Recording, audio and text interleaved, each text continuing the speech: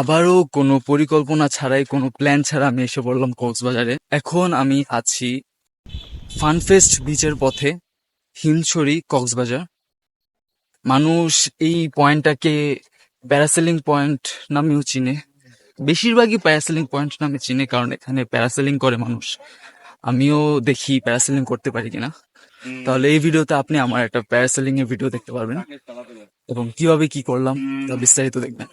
তো সর্বপ্রথম এখান থেকে আমরা প্যারাসেলিং এর যেই প্যাকেজটা নিয়ে নিচ্ছিলাম এবং আমাদের নাম, নাম্বার এবং সিগনেচার করছিলাম। আর এটা হচ্ছে প্যারাসেলিং এর প্যাকেজ। এখানে স্পিড এবং প্যারাসেলিং এর সকল প্যাকেজ মূল্য দেওয়া।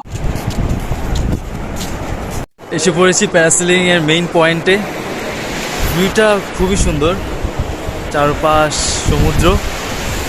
সর্বপ্রথম আমার বন্ধু আশিক, সে যাচ্ছে, তারপর আমি যাব। আগে তার এক্সপিরিয়েন্সটা দেখি, তারপর আমি যাচ্ছি। খুবই এক্সাইটিং ফিল হচ্ছে।